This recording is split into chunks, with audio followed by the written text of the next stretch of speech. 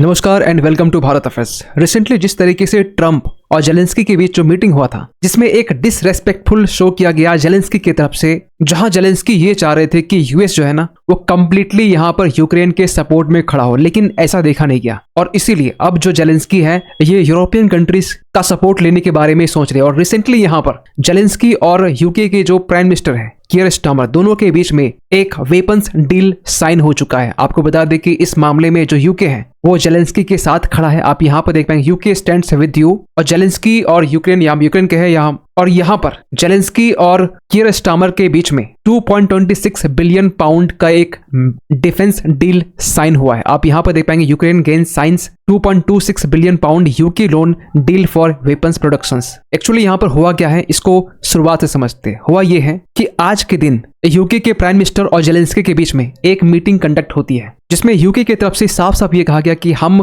Ukraine को 2.84 billion dollar का loan provide करने वाले, ताकि जो यूक्रेन है वो अपने डिफेंस इंडस्ट्री को स्ट्रेंथ कर सके। और इसके लिए यूके जो है वो यूक्रेन को एक लोन देने वाला, और ये जो लोन होगा इसे फाइनलाइज किया गया एक वर्चुअल साइनिंग सेरेमनी के तहत में, जिसमें यूके के जो चांसलर है रेचल रिप्स और यूक्रेन के जो फाइनेंस मिनिस्टर है सर्गेई मार्चेंको, ये शामिल थे। और यहाँ पर ब्रिटेन के जो प्राइम मिनिस्टर कीयर स्टारमर ये जेलेंस्की को होस्ट भी करते हैं, और यहाँ पर जेलेंस्की को रीअफर्म भी करते हैं कि ब्रिटेन कंटिन्यू कमिटेड है यूक्रेन वॉर के एफर्ट्स को लेकर। और यहाँ पर देख पाएंगे कीयर स्टारमर की तरफ से ट्वीट भी किया गया है, it was an honour to welcome Zelenskyy to Downing Street and reiterate my unwavering support for Ukraine. और कुछ तस्वीरें यहाँ पर शेयर की गई। और ये जो लोन है ना बेसिकली यहाँ पर विद इन यूक्रेन में वेपन्स प्रोडक्शन में काम आने वाला है, क्योंकि यहाँ पर यूक्रेन में जो डोमेस्टिक आर्म्स है इसके मैन्युफैक्चरिंग में, या फिर जो आज के टाइम में यूक्रेन एक्सटर्नल सप्लाई के ऊपर डिपेंडेंट है, इस डिपेंडेंट को कम करने के लिए और अल्टीमेटली जो रशियन फोर्सेस है इसके अगेंस्ट में अपनी जो मिलिट्री है वो मेंटेन करना चाहता है। इसको लेकर जो यूके के जो डिफेंस सेक्रेटरी है जॉन हेले, इन्होंने यहाँ पर ये कहा कि ये जो लोन है इसकी इंपॉर्टेंस कुछ इस तरीके से है कि ये इंश्योर करेगी यूक्रेन को लेकर कि रशियन अग्रेशन को कैसे यहाँ पर फाइट किया जा सके। लेकिन सबसे बड़ा सवाल निकल के आता है कि ये जो अमाउंट है, ये अमाउंट क्या सच में यूके देने वाला है? इसको लेकर सबसे बड़ा क्वेश्चन मार्क है। इसको लेकर फिर ये कहा जा रहा है कि यूके बेसिकली इस लोन को देने वाला है रसिया के जो सॉवरेन एसेट्स है इसे फ्रीज करके, जो प्रॉफिट इससे यूके कमाता है इस प्रॉफिट से इस लोन को यूक्रेन को देने वाला है। जिसको लेकर यूक्रेन के जो प्रेसिडेंट है जेलेंस्की, वो कहते हैं कि ये रियली में ट्रू जस्टिस है। मतलब जो वॉर स्टार्ट किया है आप उन्हीं से इसका भुगतान ले रहे हैं। और आप देख पाएंगे जेलेंस्की की तरफ से भी यहाँ पर ट्वीट किया गया, लिखा ये गया कि a meaningful and warm meeting with prime minister Keir Starmer. और ये सब रिसेंटली क्यों हो रहा है, क्यों जेलेंस्की यूके के प्राइम मिनिस्टर से मिल रहे हैं, यूरोपियन कंट्री से को अप्रोच कर रहे हैं? इसके पीछे कारण है रिसेंटली जो ट्रंप और जेलेंस्की के बीच में जो एक हीटेड एक्सचेंज देखने को मिला, एक डिसरेस्पेक्टफुल देखने को मिला। क्योंकि जेलेंस्की चाहते यहाँ पर ये थे कि यूएस हर हालत में, चाहे बाइडेन सरकार हो चाहे ट्रंप सरकार हो, हर हालत में यूक्रेन के साइड में खड़ा हो। लेकिन ऐसा कुछ दिखाई नहीं दिया जेलेंस्की और ट्रंप जब मिलते हैं तब। और बात तो तभी बिगड़ गई थी जब यहाँ पर यूक्रेन को लेकर ना जब एक रेजोल्यूशन पास किया जाता है। इस रेजोल्यूशन में यूएस ने रसिया की सपोर्ट में वोट कर दिया और यूक्रेन के अगेंस्ट में, जो कि रसिया यूक्रेन वॉर स्टार्ट होने के 3 साल के बाद में पहली बार इसे देखा गया। और ये ओनली जेलेंस्की के लिए नहीं, ये पूरे यूरोपियन कंट्री के लिए एक नाइटमेयर वर्क का काम कर रहा है। और कहा यह भी जा रहा है कि जो यूरोपियन कंट्री है ये रसिया से फाइट करने वाले तो है लेकिन विदाउट यूएस। क्योंकि फ्रांस के जो प्रेसिडेंट है इमैनुअल मैक्रोन, यहाँ तक कि जो यूके के जो प्राइम मिनिस्टर है, यूरोपियन कमीशन के जो प्रेसिडेंट हैं, ये सभी एक ही बात कह रहे हैं। खासकर रिसेंटली जो आज के टाइम में वर्ल्ड में हो रहा है, इसे ये कह रहे हैं कि एक ऐसा मोमेंट है as a generational challenge for the continent, एक जनरेशनल चैलेंज कॉन्टिनेंट के लिए क्रिएट हो रहा है। और इसीलिए यहाँ पर जेलेंस्की और इनके साथ में जो यूरोपियन कंट्री है वो ये कह रहे हैं कि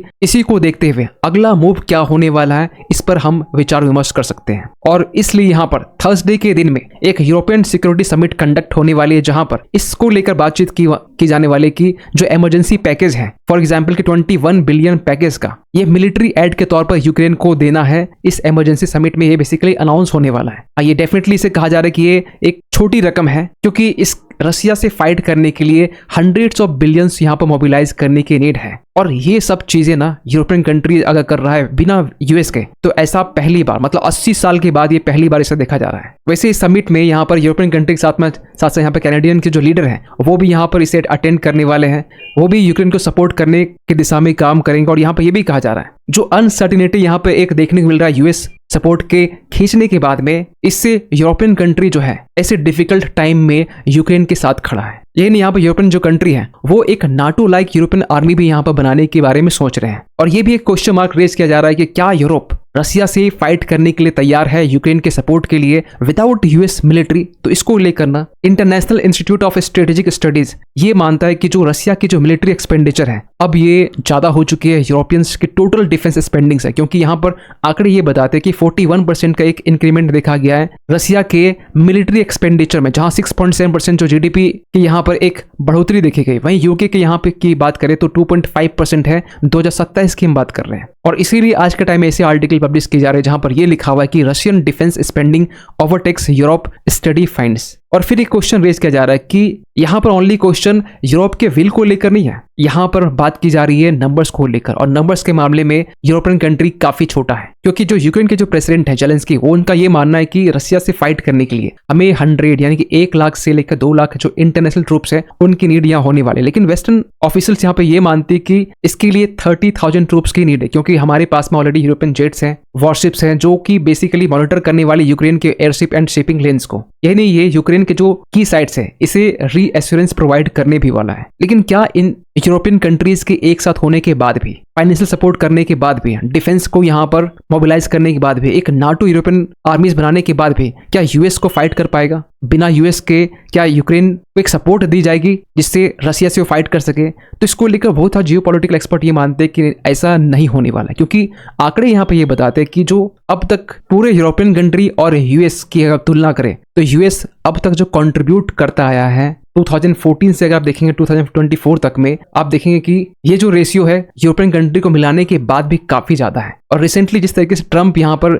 जेलेंस्की के सामने ये कहा है कि हमने आपको $350 बिलियन से भी ज्यादा हमने आपको दिए हैं रसिया से फाइट करने के लिए, तो सबसे बड़ा एक सवाल निकलता है कि यहाँ पर जो गिने चुने $21 बिलियन के आसपास में, $24 बिलियन के आसपास में जो यूके यूक्रेन को दे रहा है, क्या इतना सफिशिएंट होगा? और इससे भी सबसे बड़ा सवाल ये है कि क्या रसिया यूक्रेन वॉर को यहाँ पर यूरोपियन कंट्री के सपोर्ट से क्या इसे कंटिन्यू रखा जाएगा, या फिर ट्रम्प का एक डोमिनेंस देखा जाएगा, ट्रम्प का एक इफेक्ट देखा जाएगा, जहां पर ट्रम्प के कारण जो रसिया यूक्रेन वॉर जो 3 साल कंप्लीट हो चुका है इसे यहाँ पर रोक दी जाएगी। खैर, आपके सोचते पूरे सब्जेक्ट को लेकर कमेंट कीजिएगा। और जाते जाते एक क्वेश्चन सभी के लिए, जीरो डिस्क्रिमिनेशन डे ये एनुअली सेलिब्रेट किया जाता है, आपको बताना ये है कि किस डे को इसे सेलिब्रेट करते हैं। आपके सामने ऑप्शन है फरवरी 28, मार्च 15, मार्च 1 या फिर अप्रैल 5। सही आंसर कीजिए कमेंट सेक्शन पे। मिलते किसी अगले वीडियो में, तब तक के लिए थैंक यू सो मच।